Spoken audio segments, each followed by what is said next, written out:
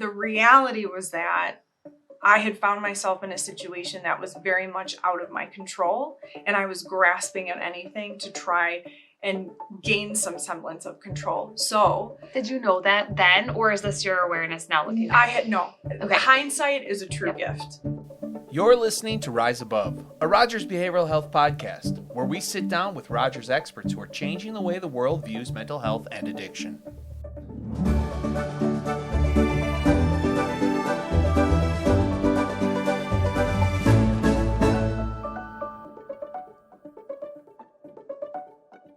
Welcome back to Rise Above, a podcast from Rogers Behavioral Health, where we share real stories of recovery, resilience, and hope. I'm Andy Meadow, and today I'm again joined by Paige Feller, who works closely with women in substance use recovery and helps lead the Worth It For Her program here at Rogers. Hi, Paige. Hi, Andy. It's great to be back. So in our last episode, we heard the beginning of your conversation with Christina and Elizabeth and some incredibly honest reflections on Elizabeth's experiences with motherhood, substance use, and recovery. And in this next part, we'll hear from Christina and about how her substance use began, what her recovery looked like, and how it changed over time. Now, before we get into that, I think it's important to spend a little more time on why you had the conversation to begin with and why programs like Worth It For Her exist. The big reason for this conversation was that I really wanted to shed some light on what stress, struggle, and substance use often looks like for women. Worth It For Her is built around the understanding that women who enter treatment are often dealing with complex issues unique to the female experience. There are many layers of trauma, relationships, motherhood, expectations, identity, and those layers don't just disappear when someone stops using substances. Treatment must create space to safely explore all of that, and ultimately that's our goal for Worth It For Her. The Worth It For Her program provides an authentic, supportive, and non-judgmental environment that's flexible and committed to meeting the individual needs of each woman who enters our program. From that initial phone call and intake assessment to the ongoing treatment planning process and beyond, our team is committed to understanding each woman's unique needs, strengths, hopes, fears, abilities, interests, and goals. Really, our team works to wrap around each individual to provide the exact services and support that's desired and critical to their short and long-term success and recovery. We have psychiatrists, providers, nurses, therapists, addictions counselors, and peer specialists who offer the desired level of support and involvement at a frequency and intensity that is determined by each individual as well as collaboratively with our team. Like I said, from that first call until the last contact, our team works to peel back the layers in a safe and supportive way to really allow that deep, meaningful connection and effective treatment and recovery. So the Worth It For Her program doesn't just address the substance use itself, but like everything underneath it. Exactly. Because really for anyone, but especially for women, substance use is not the whole story.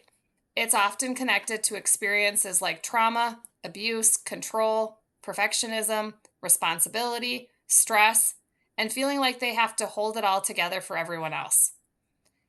And what came through so clearly in this conversation is how much of that was happening below the surface for these two women, even when everything looked fine on the outside. So in this clip, we really start to hear how those experiences with trauma, perfectionism, and control played out. Let's listen to the next part of your conversation with Christina and Elizabeth. This is not unique to me. This is, for a long time I thought it was. For a long time I thought that I was terminally unique. And that's a phrase we use a lot in the recovery world. And I truly believed that nobody else could possibly understand. I had been dating a guy. We had dated for a short period of time and I found out I was pregnant. So we had been dating for like 3 months at that point. I found out I was pregnant and we made this decision that it was a fantastic idea to get married. It was such a great idea. And at that time, like I was absolutely in love. Like that this made sense, right? And it was around this exact time that I started to really understand at 23 years old the situation that I had found myself in, which had turned into a very violent and abusive relationship turning into marriage. And I wanted to show everyone that I had it all together, that I could handle this. I knew my parents were really, really worried because they knew me better than I knew myself at that time.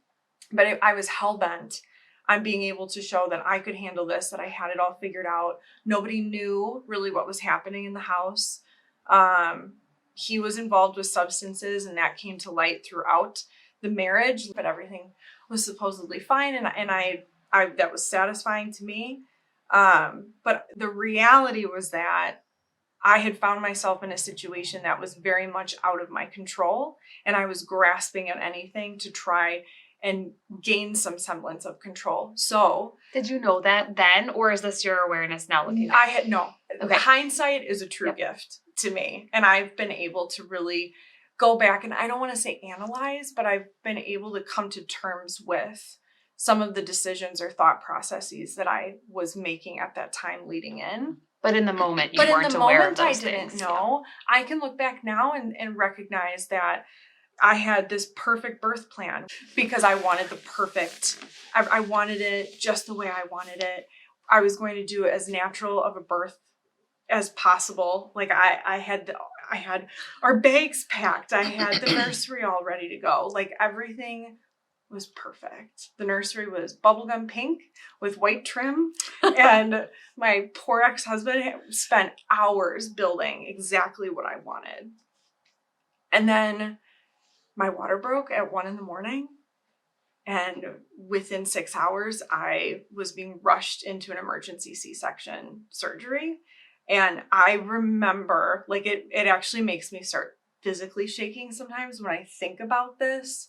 I had called my mom, let her know that we were on our way to the hospital. She, of course, got up and met us there. And I'm so grateful now that she did, because everything was fine. We were sitting in the hospital room. They had given me an epidural at this point. We were just vibing. And all of a sudden, the doors burst open, and we had like probably 8 different individuals in the room, nursing, everything. They're suiting him up. They're coming to me. They're putting an oxygen mask on my face. They're putting a clipboard in front of me. I don't even know. No one's really telling me what's happening outside of, we have no heartbeat for your baby. And I began convulsing. I had such a severe panic attack. The anesthesiologist had to come into the operating room, and he had to hold my head and was like massaging my head and my hair just to try and get me to calm down. But nobody would tell me that she was going to be okay. And so I was like convinced in that moment that we were losing her. And like, I remember leading up to the birth that day, there were really tough days that I was living through in my marriage. And I would go in her nursery and I would lay on the ground next to her crib, and I would hold my belly. And I was like, I promise this, we're going to be okay. Everything's going to work out. Yeah. She was what was like getting me through. And so she was born very healthy. She did not have to go in NICU. It was complications outside of probably what we have time to get into today. But that was like the beginning, right? And then I couldn't breastfeed. And that was my picture perfect plan. And I had it all planned out. And so it was one thing after another of little pieces that I was trying to hold on and grasp control of that were just being ripped out of my hands. Like even the tiny little threads that I was trying to hold on to.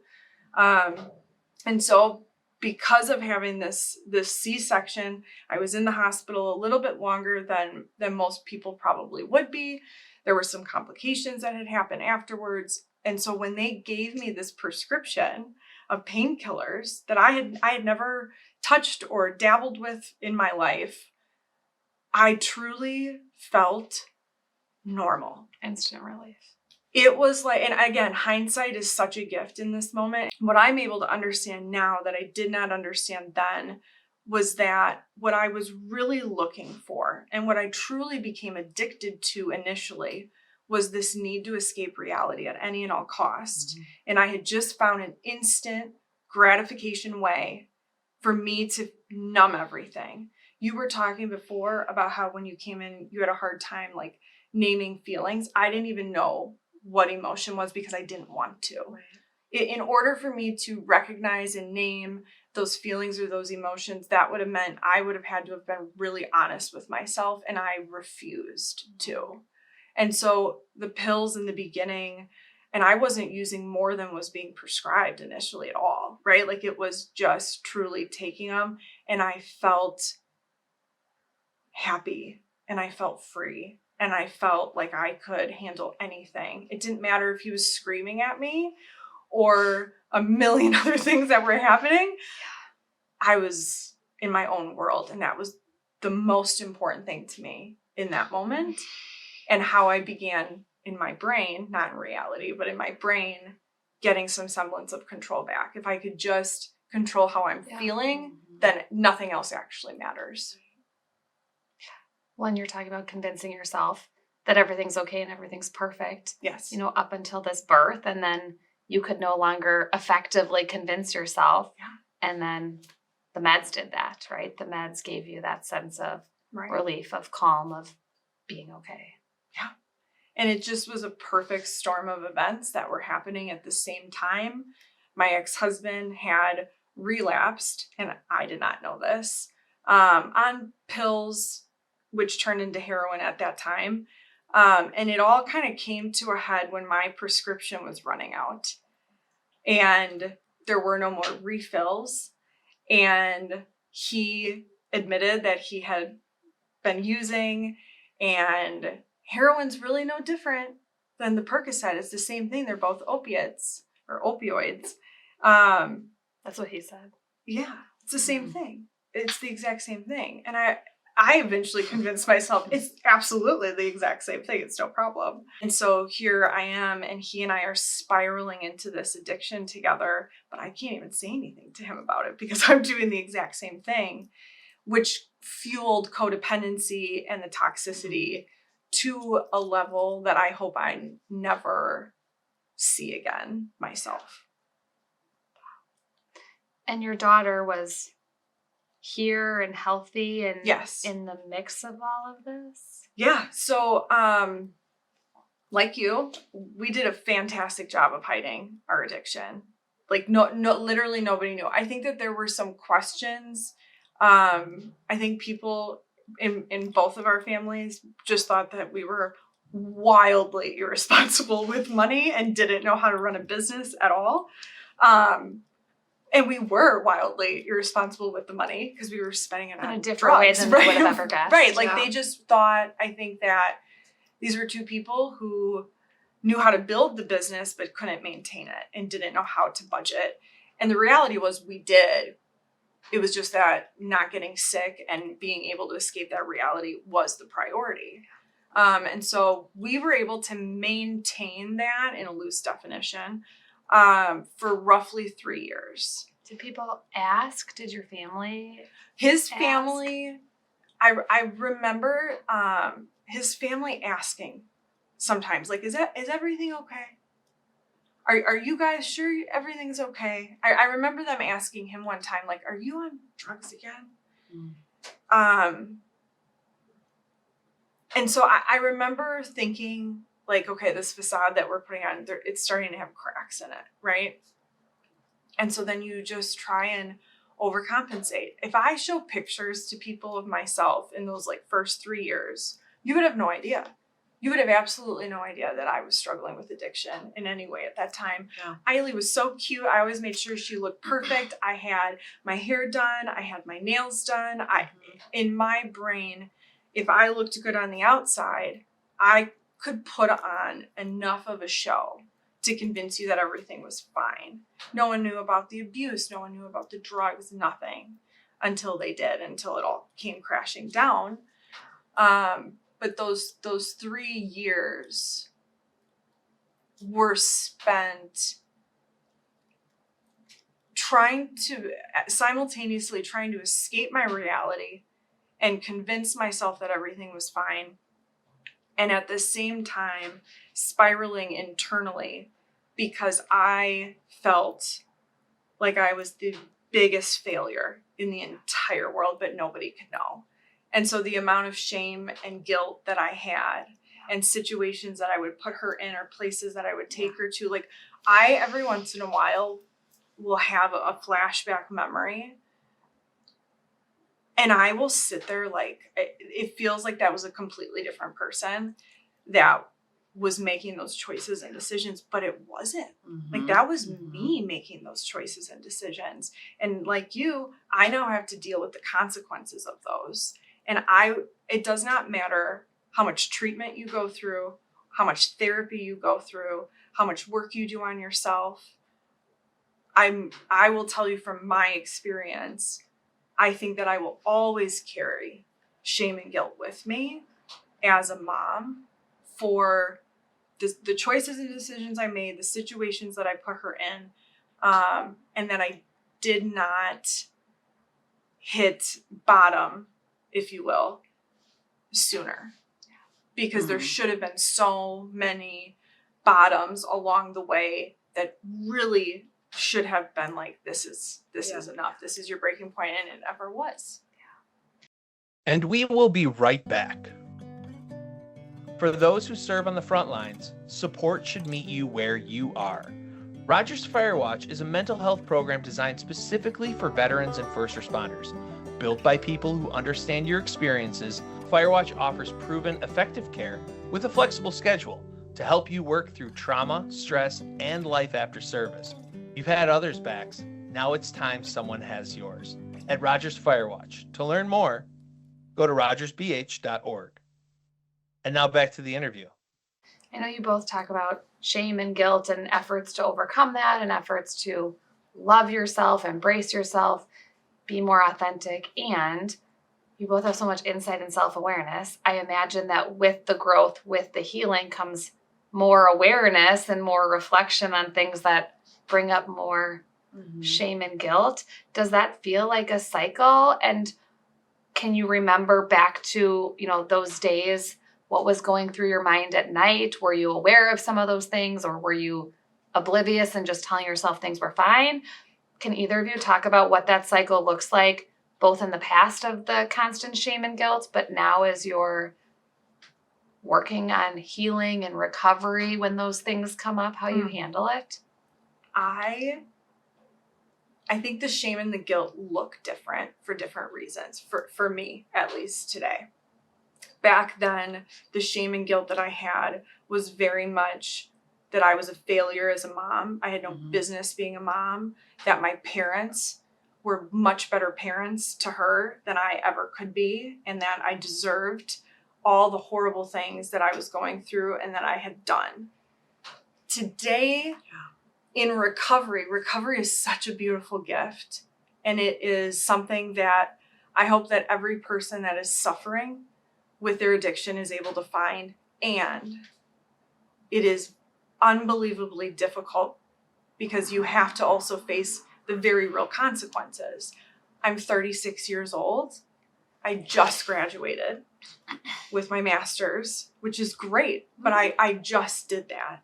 I am just now moving out of my parents' house with her, right? Like, it's always the shame of, had I just gotten it together sooner, we wouldn't be at this point now. I could have done so much more. I could have been a better mom. I could be providing more. I could be doing more. And so I think the shame and the guilt is there, and it also feels different. Yeah. I still have those memories, and I feel that shame from back then. And I also feel a different type of shame and guilt today, if that makes sense. And I don't think that gets talked about enough, because I think so many people who've been through it, or in general, talk about how great recovery is and how it gets better and you'll see, through to the other side. And people don't talk about that it's still hard, right? That it's not only this daily battle to maintain that recovery, but that the shame and the guilt keep popping up. And you didn't say this, the guilt in many ways can be really healthy and a reflection of self-awareness that You're Yes. owning your decisions and you're making the most out of what you can at this point. And the shame, on the other hand, can be completely debilitating and throw you back in. I completely relate with how she described shame and guilt back then versus now. I knew it was there. Like, I hated myself. Mm-hmm. I hated myself so much. I didn't think I was worth anything. And I didn't, like you said, I didn't deserve anything. I didn't. But yes, now life is still hard. Yeah. Okay. Like, life goes on and you still face those things that think you're going to put you over the edge, one more thing. Like, I definitely feel that, like, right now, like, one more thing. And I think I probably said that the other day, like, and I will lose it. Yeah. I will lose it. Because in recovery too, not just from my substance use, but I deal with my mental health. And, it's interesting because the longer I'm sober, the more I see my mental health coming into play. And that was something I never expected. So it's really interesting. But the shame and the guilt, yes, it's almost like, I don't know, they come back. I have flashbacks, I remember those times. And also, like Christina saying, I should be farther. I hadn't paid my taxes in 3 years. I had to declare bankruptcy, like, even while trying to build another business, and I had nothing. I literally, when I left that last relationship, I had nothing except for debt and part-time work, So now, years later, yeah, I'm glad that I started pulling through that. And yeah, I've had help. But I don't have a retirement savings for myself. Right. Like, I actually never graduated college. I was one credit short. Like, it's like these things that, right, I'm not where I am and I'm not who people think I am. And you don't get free passes now that you're in a recovery state. Right. Yeah. And I want people to know that. Like, I'm not who you think I am. Like this shit is crazy. And I don't know what I'm doing a lot of the time. And it's scary to feel that way and feel like making sure that I'm dealing with it the right way. Because, I mean, for me, thoughts of my use come back, like thoughts of escapism come back. Like, how am I going to do that? Like, I need that. I just need to get out of myself for a minute. But then I play the tape through. That works for me every time. That if I ever think about using it again, this is going to happen, this is going to happen, this is going to happen. And you don't want that. That's effective. Yeah, you really don't want that. And we will be right back. Life's changes don't come with a roadmap, especially as we get older. That's why Rogers LifeWell is designed specifically for adults 55 and up, offering compassionate, personalized mental health care when it matters most. With expert support, proven therapies, and a focus on real-life challenges like grief, caregiving, and major transitions, LifeWell helps you regain balance and move forward. Your next chapter can be brighter with Rogers LifeWell. To learn more, go to rogersbh.org. And now back to the interview. Do you ever get, I guess we would call it like imposter syndrome? I will have people that come up to me and they're like, you are so incredible. Your story is so great. You are such a great mom, and look at all the things you're doing. And you politely say, thank you. Thank you so much. Yeah. But inside, I'll walk away a lot and I'll be like, they have no idea. Like, they've got it all wrong. If you only knew. Do you ever feel that way? Yeah, I do. And I don't like to, because I don't want them to feel like they have to be like me or the person that they think I am, the things that I have done, like where I've gotten in my recovery, like, yeah, things are great. I've worked really, really hard. And Right. Yeah. And it's not perfect. Yeah. Like, so please understand that you don't have to, there's a lot behind that. There's a lot behind that, what you see and the successes that I've had, and you can do it too. You are also amazing. You've done a lot of things with your life. And you know what I mean? Getting sober or just in recovery, like, man, that is cool. And I guess I don't ever want people to think that they have to be like me or be like they think I am. And a state of recovery is enough. yeah, It's more than enough. It's more than enough. Yeah, it is. And the silly one day at a time, I mean, we have all these sayings, but they really can be helpful. I don't know how much you know, Elizabeth. We are launching a new program that's focused specifically on women's needs and treatment. We are working in general on helping view treatment through the unique lens of women and unique needs and considerations, both in this women's program and in general in our services when we work with women. I'm curious what either of you would have to say to people who are coming in to treat women. So therapists, clinicians, peer supports, what do you want them to know that is so drastically or maybe just a little bit different than how we'd approach any other individual that's coming into treatment? How does being a mom, being a caregiver, being a woman, any of these other identities matter in treatment? For me, there are layers. There are layers upon layers upon layers that need to be looked at and treated.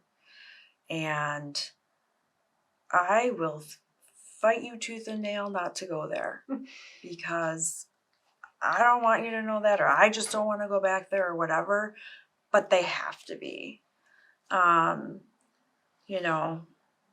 Like where it all starts, the shame and guilt, like my choices to be with guys like in college and just my recklessness and, before that, who was I thinking I had to be? And then, just building on that. And,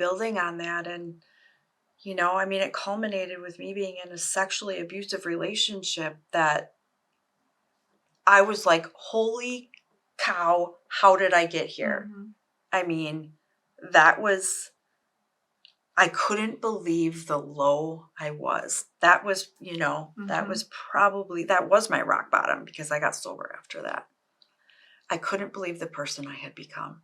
I was disgusted with myself. Even beyond the using. I had no values. I had no morals. And so all of that, I've never looked at that abuse, that those parts of me. Like there are just a lot of different parts and layers that make up a woman, again, like with motherhood. And I think even childhood as being a girl and, just the expectations of women and who they should be. And, I feel like before, like the traditional roles, like you need to be like that kind of mom, But in times now, like women are maybe more free, but then I'm like, well, should I be more independent? Like, am I not enough? Like, should I be climbing the ladder?